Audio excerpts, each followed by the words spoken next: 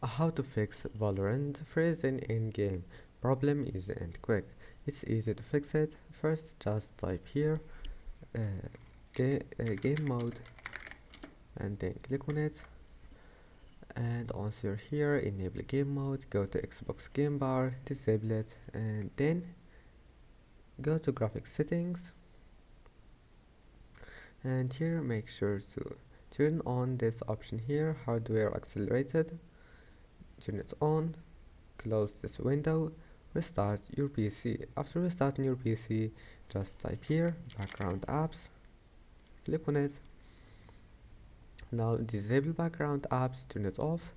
You will find it like that. Just turn it off and go back, and then click here, right click on all applications that you don't need, applications that you want to close, right click and click exit, or just the last option, and you can